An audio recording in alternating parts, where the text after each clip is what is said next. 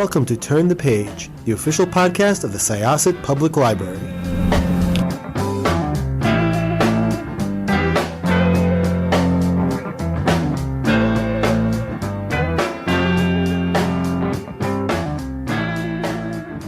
Hello everyone, welcome back to Turn the Page. I am your host today, Jenn, and I am joined by an extremely talented and accomplished writer and her translator, and I am so excited to talk to both of them together. This is going to be so interesting, so let's hop into it. Hello, welcome to the show. Could I ask you to introduce yourselves and this book project? Hello, I'm Hiromi Ito, and I'm author of Thorn. This is Jeffrey Engels. I'm the translator of the Thorn, and I've been working with Hiromi for many years to translate a number of her books. I really love that you've been working together for that time, and I'm very interested in sort of like what that collaboration looks like over time. So could you talk a little bit about how this collaboration started? How many novels have you worked on together? And could you talk a little bit about your performance in Canberra? Because I know that you've also done some like live collaborations too. Could you talk about all that? Yeah. Would you like me to start, Hiromi? Yeah. Okay, great. Yeah. So I started reading Hiromi's work many years ago when I was a graduate student in Japanese literature, and I was just completely stunned by her writing. I should say maybe Hiromi would probably do a better job introducing herself than I would, but Hiromi came onto the poetry scene in Japan in the 1980s, or late 70s, 1980s, and really just rocked the poetic world with her very, very explicit and direct representations of women's desire, of sexuality, and a lot of subjects that I think that people had been nervous about touching. She was a taboo breaker, and that immediately appealed to me. So I started working on her poetry first, because Hiromi is first and foremost a poet. And even the book, The Thorn, which we're talking about today, she's often referred to as a kind of novel in verse. So a big poem that kind of looks a bit more like fiction. At the time when we met each other, she was living in San Diego. Hiromi's now an American citizen, but continues to write in Japanese.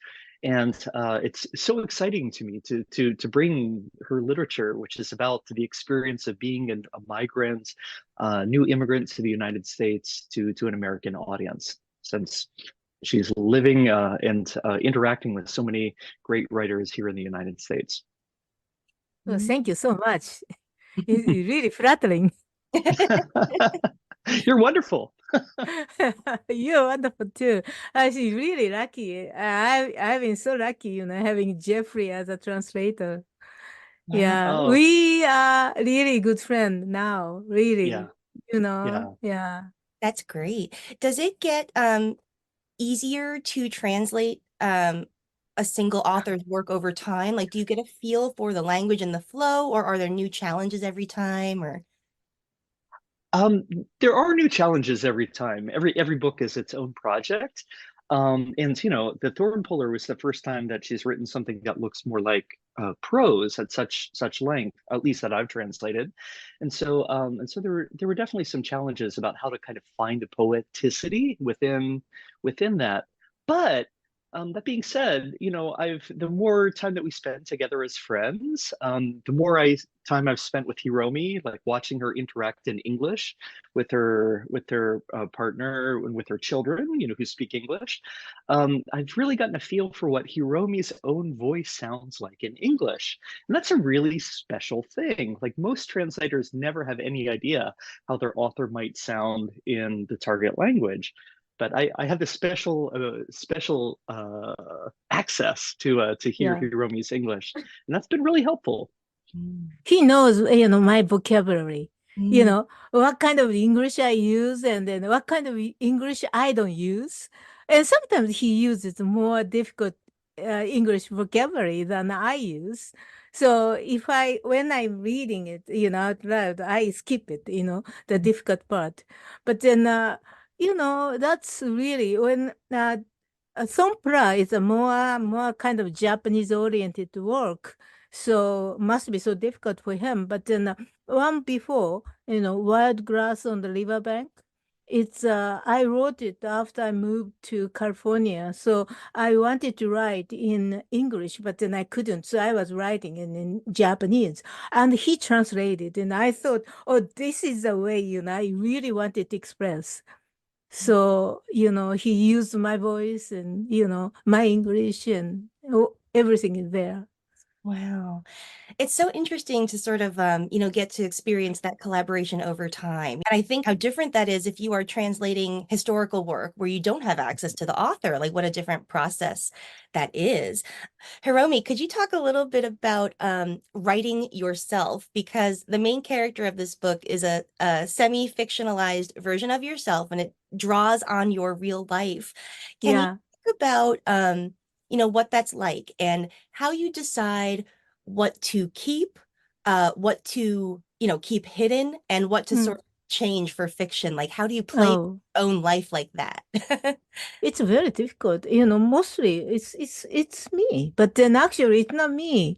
I mean, I keep maybe the most important things for Mm, me. mm, So I don't want to write. But then rest of that I can write. But then also when I write, I always change it a little bit. So it looks like me, but then actually no, I made this person and I made this situation by language. So mm. language is the most important thing. Don't you think so, Jeffrey? Yeah, yeah, no, I agree. Hiromi said something very interesting about this book in some of our earlier conversations about it.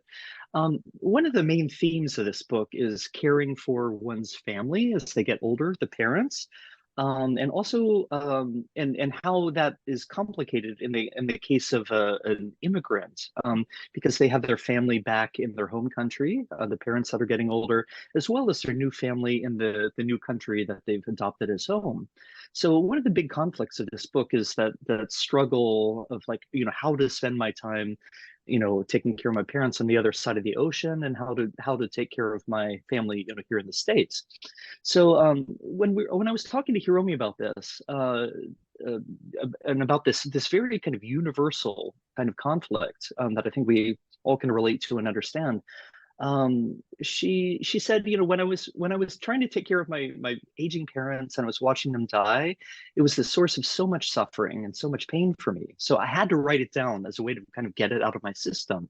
But then as I went back and I polished and changed and turned it into a piece of literature, she said I stepped back from it and I tried to introduce like elements of humor to kind of first of all, lighten the story, but that humor also gave me enough distance on the subject that it wasn't exactly me anymore. But then I could, but by stepping back from it in that way, I was able to kind of, flush all of the suffering out of my own system as a Mm. result of that. So this book Yeah. is a kind of interesting exorcism in a way. Yes. That's a great point. And I love to talk about that because, and that's what the book is about too, right? It's about pulling the thorn and like looking for ways to end your suffering. Could you talk a little bit about that, the imagery of the thorn and the Bodhisattva, am I gonna, Jizo, is that the name? Could you talk about using that imagery and, how the sort of religion and the culture sort of like shape Hiromi the character's experience, if that makes sense. Oh, well, yeah, sure. Okay.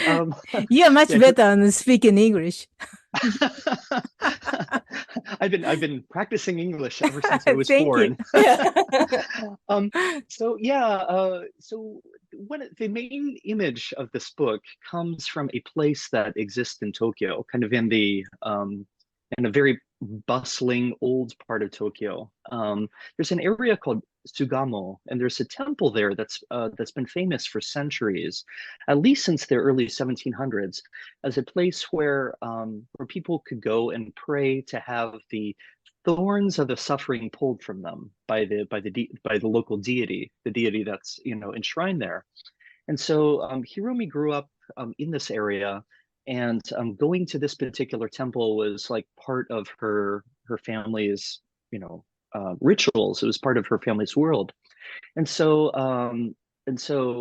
in the book, the character, as she's going around and suffering over taking care of her parents, suffering over taking care of her family in America, she keeps on thinking back about to this deity that was present there in her own childhood. And there's a really wonderful passage where she says, it's not so much about belief exactly, but it's just sort of a ritual. When I feel pain, I naturally think of this image from my childhood, and want to turn to him. And so that kind of comes back over and over the course of the book, and forms a recurring motif that ties the various parts of the book together. Mm. Yeah. It's a really beautiful, if I may say, device that does link everything, because it is very much like a novel about being between things, between countries, between families, between life phases, between belief systems and all these different things. And I think that I don't know, it's just like it's also, it flows so beautifully because of, I think, this linking image and this linking idea. I really just I thought this book was it's very funny and very moving. So it's also a very referential book. Like, it makes lots and lots of references to other books, to other media. Could you talk about, so for Hiromi, could you talk about how you choose your references and how they work in? And for you, Jeffrey, when you are like translating references and things that are pulled from other places, do you draw on, like, if those things happen to be translated, do you draw on those translations, or do you start from scratch, or so? It must be so Yes. difficult to translate. I'm so sorry for that. I think the reason I use a lot of references is I was using English when I was, my English is getting so rusted, But when I was living in California 20 more years, I was using English. And then almost every moment when I use some word, I heard this word from somebody was talking about this one. The whole situation came up in my mind, and I kind of borrowed it. Of course, I learned Japanese in exactly like that, but I was little. I was 1 or 2. I don't remember. But then I was 40 when I moved to California, so very clearly I remember everything. So I felt like my language is made by so many fragments. I heard, I used, I read, and then that's how my whole Japanese was made. That kind of way. But then the translation must be so difficult, Yeah, isn't yeah, it? in a way. Yeah. Yeah, it's true. There were a lot of challenges in here. In a way, it's hard to convey this in Mm. English, but this book is really a gigantic love letter to the Japanese language. It's a big love letter to Japanese literature. There's so many references throughout it. Um, and for American readers who aren't aware of those references, I still think it's a great book. I mean, I still think it's wonderful, and you can read it without those references. But of course, it does become richer if you know what those are. Um, I should just mention very briefly that at the end of each chapter, Hiromi includes a little note saying, "In this chapter, I borrowed the voices of so and so, so and so, and so and so," and so she does mention, who these people are. But one of the fun things about reading in Japanese is that you can kind of sometimes recognize, oh, here I can see the voice of such and such a famous poet here. Oh, she's borrowing language from, such and such manga writer or whatever. And unfortunately, many of the sources that Hiromi has cited in her text aren't available in English already. So that made it a little bit easier for me. I could just work from Hiromi's Japanese without having to go back and find some other English translation. But that being said, when there is another English translation, I did sometimes try to reference it. For instance, one place she draws upon Kafka. There's a little passage that's borrowed from Kafka, embedded right there in the middle of the text, from Metamorphosis, the Metamorphosis. And so I went and I found the translation by Susan Bernofsky, one of my favorite translators. And so I put it in there verbatim, and then included a little thank you to her in the acknowledgments at the end. But yeah, it's such a polyvocal text that I'd never really had this experience of so much referentiality within a text before. And it was really fun. It caused me to kind of go searching outward, across the great network of literature to find some of these sources. It's a good word, network. Yeah. I really felt it. A network of literature, network of language. Yeah. Yeah. And to that point, like it gave me this beautiful list of like books and manga and other things to check out. So I feel like it's also so useful for somebody who does want to read further or watch further. Like it's a great entry point into a body of literature, which I think is really beautiful too. Oh, thank you. You're welcome.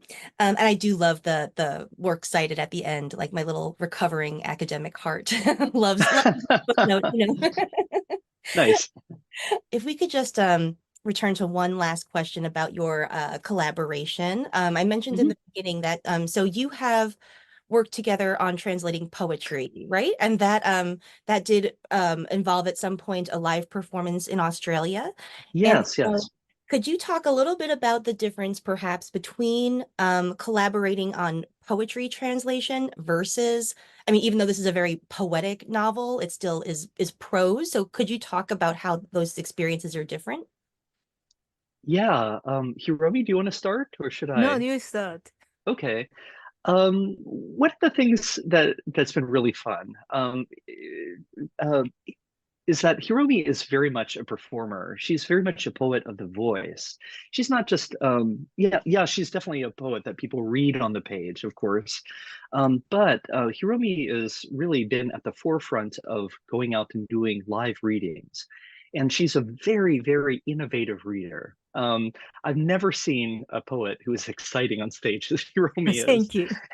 And the first time I had heard about Hiromi's performances before I ever saw her, but the very first time I was just immediately blown away by her power and her drama of reading. Just fantastic.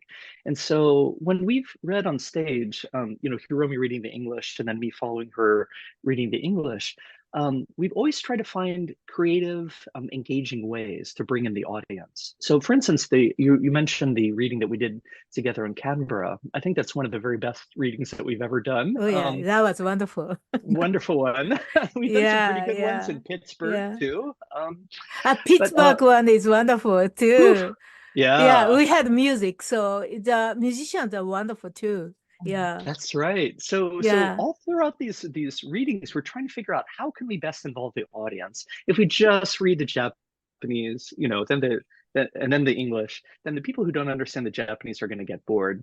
And so rather than having two gigantic big blocks of text, what we decided to do is to kind of interweave them together so that she speaks, I speak. Sometimes our voices overlap and kind of echo each other. Sometimes we repeat sounds. Hiromi is very, she's like a jazz performer, and I'm always feeling like I'm following her performance because sometimes she'll repeat things, she'll jump forward in the text, she'll jump backward in the text, and so it's always live, it's always different. And there's such a fun spontaneity about that can kind of create a really interesting, dynamic, fun energy on stage. So yeah, I mean that's one of the great joys of working and with sometimes Hiromi. I actually step out from the microphone and then more let him to have a much bigger voice. That kind of stuff. It's actually more fun than doing by myself. Oh, yay. Yeah. So we've done some readings together from the Thorn Puller, including one in Pittsburgh, part of that series that we mentioned. And it's been really fun to see and to think about how to read a work like this that looks more like prose, because the chunks of text are longer. And so there are definitely some interesting challenges in reading this work together, as opposed to some of the more poetic things, which kind of naturally lend themselves to a kind of faster back and forth kind of flow. Hiromi, when you are writing prose, do you also think about the sound of the words the way that you would if it were pure poetry, or is it a different writing process for you? Oh, exactly the same. Mhm. So, like, how do you call it, the 行分け? The lineation, the Mm. break between lines. So when I'm writing something, even it's prose, I'm always doing that stuff. Like it does lend the book a sort of like almost dreamlike quality, which is also what I would almost say about the recording of the live performance I saw. It just like feels like a little bit of stepping out of time, stepping out of like linear. I'm not really explaining it well, but it's a very, really beautiful art form, I think. Oh, great. Thank you. Yeah, one of the interesting things Hiromi told me was that when she writes prose, she breaks the long lines of the sentence down into phrases and puts lineation in it, so kind of make it look like poetry. And then that's how she edits it. She'll move things around, kind of within those shorter units. And then she'll sort of reassemble it so that it looks like prose again, but it's kind of got a poetic feel. I didn't do that when I was, working on the translation, but yeah, I mean, I definitely was trying to pay a lot of attention to the sound and qualities as we worked through the text. By the way, I asked her a million questions about this text, more so probably than any other thing that I translated by her, because I had so much questions about this wonderful, fecund, rich text. Yeah, I think it's one that will read well multiple times, because I read it once when we started talking a few months ago, and then I read it recently to refresh myself, and I found so many more new things, and I noticed new things, and I think it is just so rich, and there is, I think, something to discover Wow. every time. Thank you so much.